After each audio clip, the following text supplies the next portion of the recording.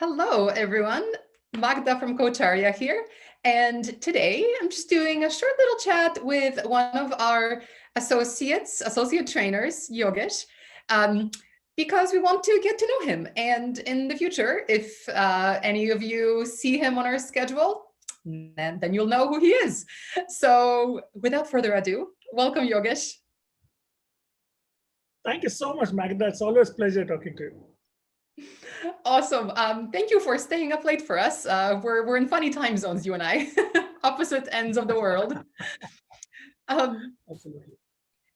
Yogesh, you've known Coacharya and Ram longer than I have, so pretty sure. So I know that you guys go way back than I do. But why don't you tell us a bit about who you are and how you got into coaching?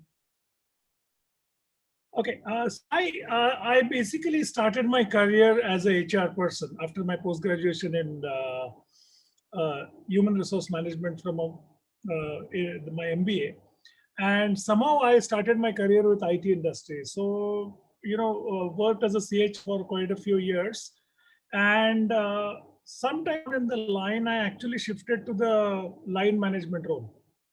Where I was a technology services company. I was selling and delivering the technology, and I don't understand technology at all. Okay, even today. So that time it was no question, and I was responsible for running that business. And cutting a long story short, we grew 4 times in 3 years in those three countries, which I. And as I was speaking to one of the friends over the lunch, this was about 2008 and 2009, and coaching was still nascent in India, at least. Yeah, we knew what was coaching, but it had not caught up.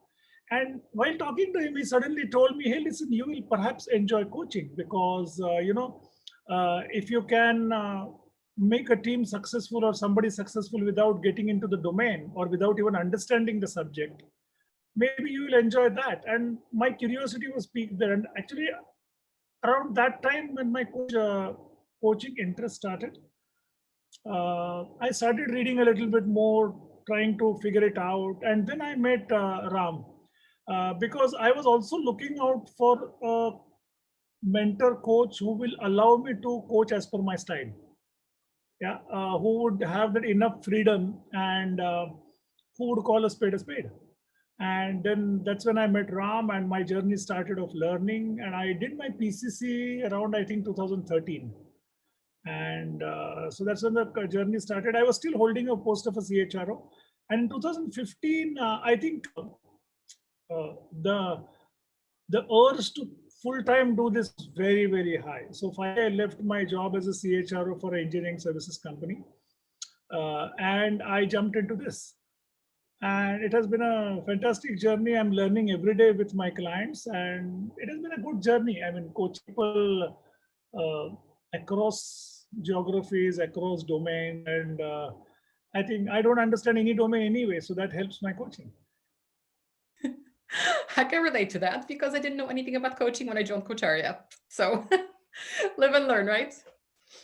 It is funny though, 2013. So I didn't even know Ram back then. So it just tells you we all end up where we meant to be. Absolutely. um, It has so been quite a journey. it sounds like you subscribe to what, well, we believe at Coacharya, which is anybody can be a coach and coaching really can benefit anybody. But based on your leadership experience and your now full-time coaching career, what is the biggest benefit to leaders in an organization in terms of coaching? So what happens is that when leaders grow the organization and they grow in their own career, both happening simultaneously. Now, at a point of time in their career, they come to a stage where they actually do not need any specific input as such for their growth. But what's happening is they need a safe space to reflect on. They need to safe space to figure it out. What are the self-limiting beliefs? And in fact, coaching process, when you are able to help them to figure that out, actually most of the cases that's all that is needed, because they really start flowing again, because everybody comes to a stage of life where they feel little, okay, what next?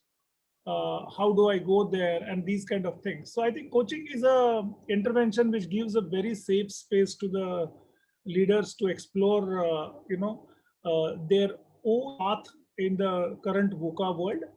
And I think it's an investment. So whenever I pick up a coaching assignment, I tell it very clearly that, just give me people whom you want to invest in, because then these are performers, they are the people whom the organization trusts, and it starts on a very, very positive note, and then it's all about unleashing their potential. So I think uh, that's real benefit. Otherwise, many a times leaders are left to fend for themselves. Everybody assumes that they understand and they would figure it out anyway, and that's really when it really starts hurting them as their own personal careers. Yeah, everybody needs a bit of support sometimes. And like you said, with coaching, everybody is coachable, but you have to want to do it, right? You can't just show up and not do the work. So I totally get what you're saying. What about, so since you have a background as CHRO, coaching is going through a bit of a renaissance, not even renaissance, evolution. Many words I can use for this, which is amazing because people are discovering that coaching is a way to grow, to unleash potential, to get people to that next level, no matter where they're starting and where they're going to. So, but what's been interesting is, traditionally coaching has been this thing that lives in HR, and now it's finding its wings and it's kind of all over the place. So I'm curious what you think about the role of HR in an organization when it comes to coaching. Is that where coaching should live, or how do you see coaching? My opinion, again, my opinion is that HR is a custodian of human capital. So they are responsible for the growth of everybody in the organization, right up to the CEO.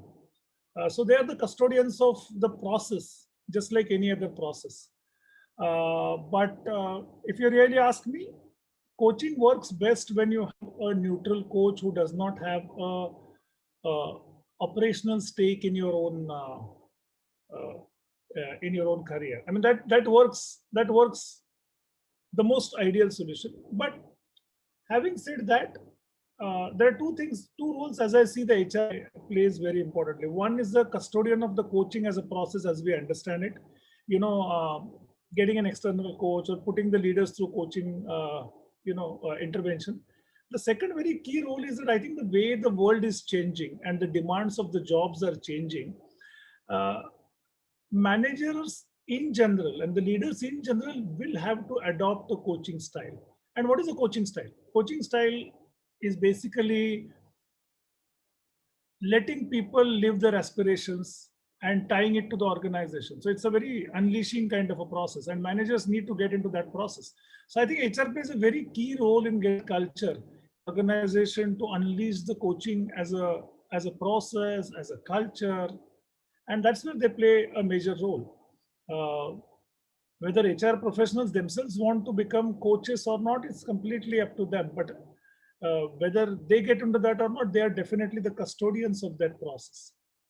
Both on the interventions formally and basically getting a leadership style which is coaching oriented. So what's your style of coaching? That's an interesting question. So my style of coaching is basically, I first and foremost like to demystify this whole coach thing. So I'll give an example. I always start. We have this chemistry meeting concept in a coaching when we start any coaching. That is the thing which I actually spend a lot of time. Okay, and for example, I tell my life story, just like my friend would know it, right? So it basically talks about all my faux pas, all my failures, mistakes, and all the confusions that I've lived. And that sometimes, cuts that formality around a coach, because finally I'm somebody who's coming from outside. And I've realized that people open up. They start talking to you as if they're talking to a friend. And when they do that, very different energy. There's a very different trust which happens in that. And at that point of time, based on how you have narrated your story, they narrate their story. Okay. And that's the first phase for my coaching. So basically it just sets up a little informal kind of a setup. There is no kind of a halo around a coach. It's just like your normal human being who has done as many mistakes as anybody can do.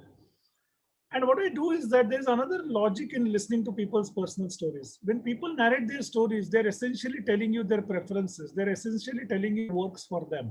They're essentially telling you how they take the decisions. And it's a very interesting insight into people.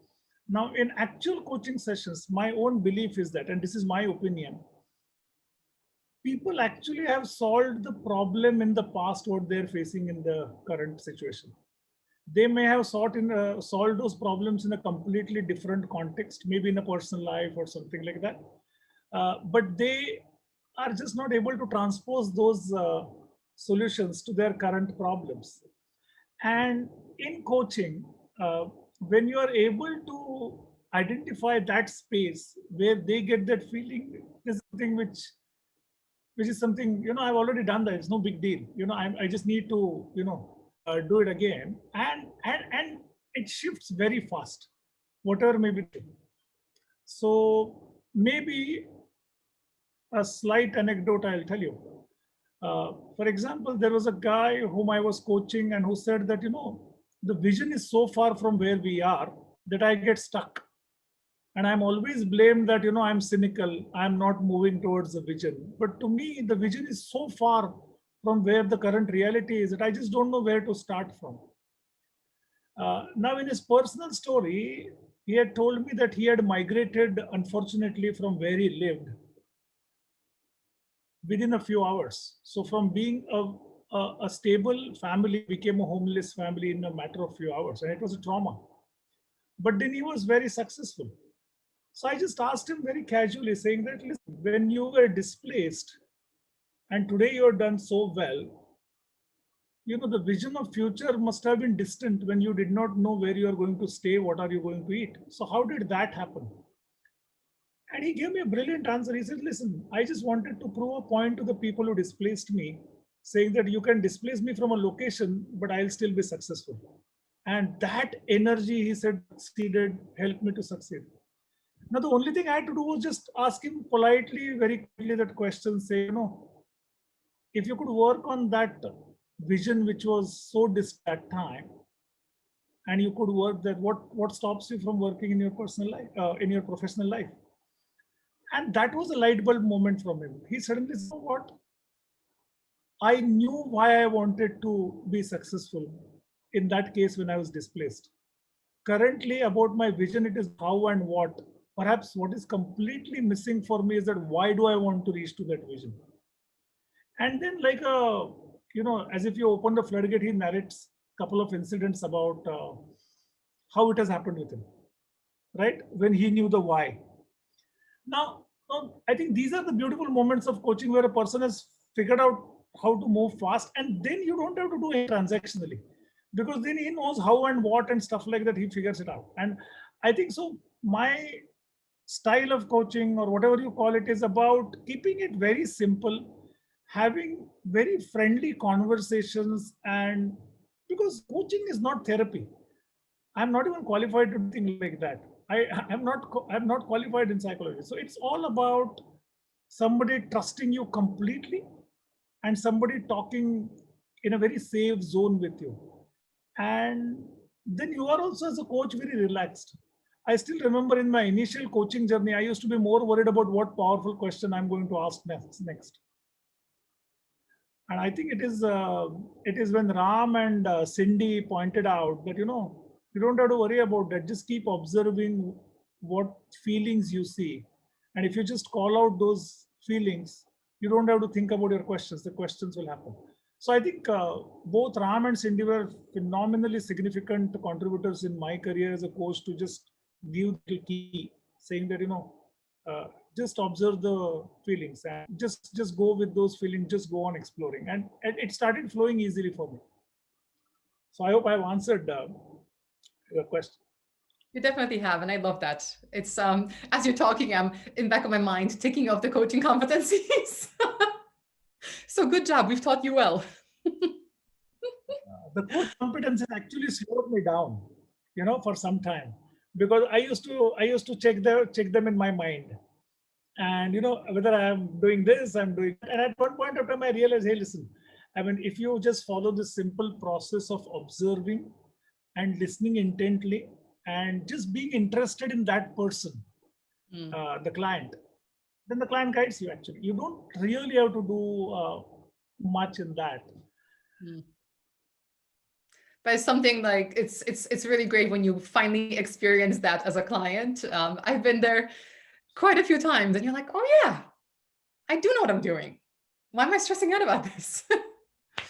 Yeah, it's pretty cool. I think it's just the confidence that client gets, that hey, listen, then nothing is beyond. Actually, I've already done it, and it's within my reach. I was just not thinking it that way, and some lot of I mean, lot of times actually people get very emotional, and that's okay, because again, many a times in many cultures, the adults are not supposed to express emotions, raw emotions. Okay. And I generally understand when coaching is working, when people feel safe enough to just express their raw emotions. And that's the real fun of coaching. Actually, that joy that you get out of a coach, when that you see that eyes lighting up and that energy, it's just, yeah, they pay you face separately, but actually you get paid back that moment actually as a coach. Sounds like you're in this for the right reasons. It's a very, very rewarding profession. I can definitely attest to that. Thank you so much, Yogesh. This was great to learn a little bit about you. And thank you for everyone who's watched. If you would like to become a coach or hire a coach or any of those lovely things, reach out to us. We're at coacharya.com. You can always email us at contact@coacharya.com, and we will happily put you in touch with somebody amazing like Yogesh or one of our other wonderful trainers, because they're all this cool. We're all in this because we believe in the power of coaching, both in organizations and individuals, and we love doing it. So call us. Thanks, Yogesh. Thanks, everyone. Thanks, Magda.